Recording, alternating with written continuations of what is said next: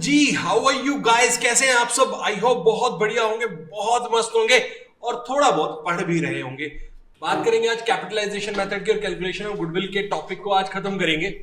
ठीक है, तो कैपिटलाइजेशन मेथड में हमारे पास दो मेथड्स होते हैं for calculation of goodwill. One is capitalisation of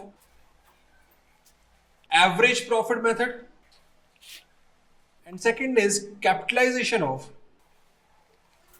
super profit method.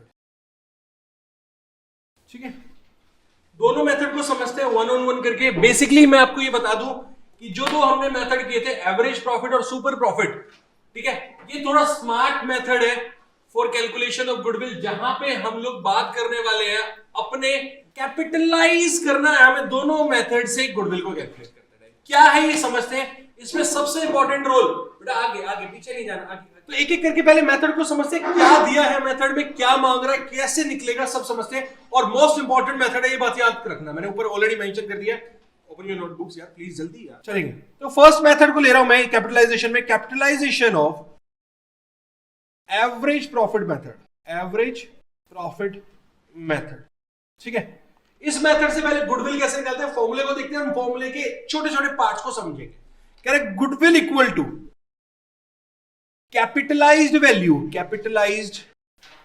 Value of average profit minus actual capital employed. ठीक है, कह रहे goodwill equal to capitalised value of average profit minus actual capital employed. बात करते हैं, ये लगाना star सबसे ज्यादा डिफिकल्ट लगता है बच्चों को। ये वैल्यू कैसे निकालें, ये है क्या, पहले इसे समझते हैं और फिर इसे कैलकुलेट करते हैं कैसे, वो बताते हैं। Goodwill equal to capitalised value of average profit minus actual capital employed. क्या है दोनों समझते हैं एक बार। मोस्ट इंपॉर्टेंट मेथड है, यहीं पे बच्चे गलती करते हैं और फ्रीक्वेंटली आस्क्ड मेथड है बोर्ड्स में। ठीक है, क्या है समझना, कि स्टार को समझते है क्या। कह रहे capitalised value of average profit कैसे निकालते हैं, पहले समझते हैं फिर बताता हूं है क्या। कह रहा है average profit divided by NRR into 100। ठीक है, ये हो गया हमारा capitalised value of average profit. क्या है समझना प्लीज। ठीक है, एक्सप्लेन करूं, सबका ध्यान सामने, राइटिंग पार्ट सब छोड़ देंगे। कह रहे यार देखो मार्केट है, ये देखो ये देखो ये देखो, ध्यान से समझना। एक एग्जांपल ले रहा हूं, बहुत ही अच्छा एग्जांपल ले रहा हूं। ये एक इंडस्ट्री है, ये है हमारी एक इंडस्ट्री। ठीक है, इसमें बहुत सारी फर्म है, फर्म ए, फर्म बी। देखो एक इंडस्ट्री है तो सारी फर्म सिमिलर काम कर रही है, फर्म सी एंड हमारी फर्म। ठीक है जी, ध्यान से समझ। कह रहे हैं हमारी फर्म कितनी है, ये है, और ये बाकी सब बाकी सिमिलर फर्म है, जो हम काम कर रहे हैं वो ये सारे काम कर रहे हैं। तो इस फर्म का एवरेज प्रॉफिट है, इस इंडस्ट्री में हर फर्म का एवरेज प्रॉफिट है मान लो 50,000 रुपीज। कितना है, 50,000 रुपीज। और नॉर्मल रेट ऑफ रिटर्न है 10%। ठीक है, सब फर्म, मैं पूरी इंडस्ट्री में सारी फर्म्स की बात कर रहा हूं। तो एवरेज प्रॉफिट है सारी फर्म्स का इस इंडस्ट्री में 50,000 रुपीज और नॉर्मल रेट ऑफ रिटर्न है। ठीक है, तो इसका मतलब यही है ना कि यार 50,000 जो कमाया हर फर्म ने, वो ऑन एन एवरेज 10% होगा टोटल लागत का।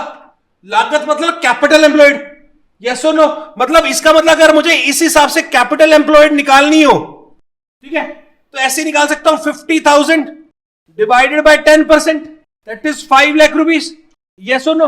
मतलब इस इंडस्ट्री में सारी फर्म्स को अगर 50,000 कराना है तो ऑलमोस्ट 5 लाख रुपए इन्वेस्ट करना पड़ेगा। यही कहना चाह रहा है ये, हाँ या ना। तो इसी को बोलते हैं बेटा capitalised value of average profit. का मतलब क्या है, मतलब एवरेज प्रॉफिट कमाने के लिए, लिख रहा हूं मैं यहां पे, कमाने के लिए जनरली इस इंडस्ट्री में कितना कैपिटल एम्प्लॉयड करना पड़ेगा, कितना कैपिटल एम्प्लॉय करना पड़ेगा। ठीक है जी, वो क्या है मेरा, इसे ही बोलते हैं capitalised value of average profit. मतलब जितना पैसा मुझे मार्केट में इन्वेस्ट करना पड़ेगा उस इंडस्ट्री में जो सब एवरेज प्रॉफिट कमा रहे हैं, मुझे भी अगर कमाना है तो उसे क्या बोलूंगा, capitalise value of average profit. ठीक है, यहां तक कोई दिक्कत? कह रहे गुडविल कैसे निकाली हमने? गुडविल निकाल रहे capitalise value of average profit minus actual capital employed, मतलब जितना लगाना पड़ेगा, मान लो 5 लाख में से माइनस कर दो आपने कितना लगाया। तो जनरली मैंने कम लगाया होगा तभी मेरी गुडविल होगी। मान लो मैंने 3 लाख रुपीस लगाया, same amount of profit earn करने के लिए मेरी एक्चुअल कैपिटल एम्प्लॉयड थी 3 लाख रुपीस। इसका मतलब जो सबको कमाने के लिए 5 लाख लगाना पड़ रहा था, वो मुझे कमाने के लिए कितना लगाना पड़ रहा है? 3 लाख। इसका मतलब वो क्यों लगाना पड़ रहा है? मतलब मार्केट में मेरी रेपुटेशन है, और वो रेपुटेशन ही क्या है? मेरी गुडविल। तो दोनों के डिफरेंस को ही हम बोल देंगे गुडविल। आई बात समझ में? यहां तक कोई दिक्कत? दोनों के डिफरेंस को ही क्या बोल रहा हूं? गुडविल। इसका मतलब क्या है? इस मेथड को अगर मैं एक्सप्लेन करूं, अगर मैं मेथड की एक्सप्लेनेशन दूं, मेथड एक्सप्लेनेशन लिखना ये बहुत जरूरी है।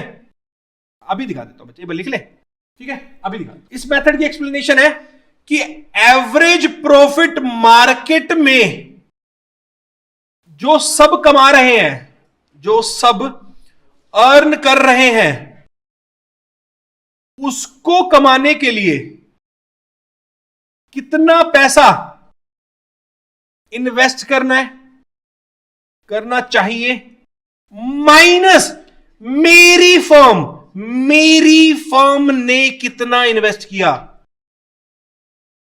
जो कि जनरली कम रहा होगा मार्केट से। तभी तो मेरी क्या आ रही है? ये बैलेंसिंग फिगर ही मेरी बन जाएगी गुडविल। ये है इस मेथड की एप्लीकेशन और एक्सप्लेनेशन। बात समझ आई? यस और नो?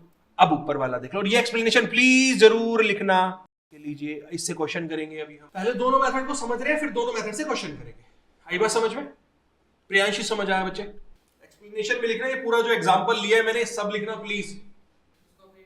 हाँ, बात तो वही है ना। इसको लिखने का तरीका ये भी तो हो सकता है, 50,000 डिवाइडेड बाय 10 इंटू 100, यही तो होगा, तभी तो आया ये। परसेंट को अगर आपको चेंज करना है फिगर्स में तो 100 से करोगे ना, तो वही किया। मैथमेटिक का रूल तो यही कहता है ना, ऐसे करने के लिए 50,000 डिवाइडेड बाय 10 बाय 100 हो जाता।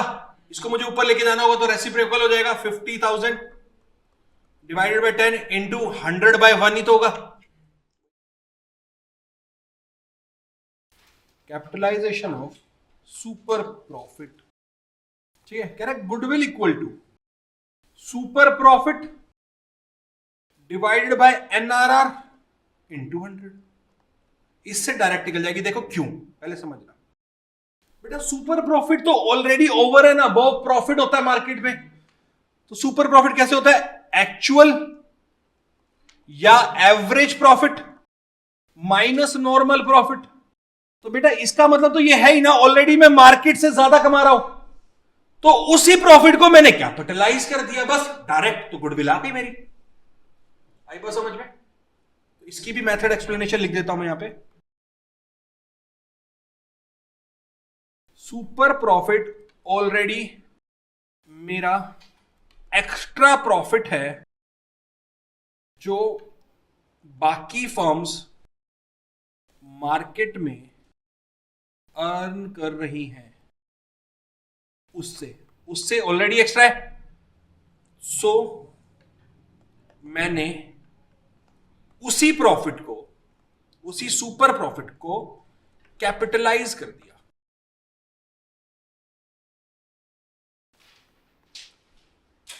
कह रहे कैलकुलेट गुडविल,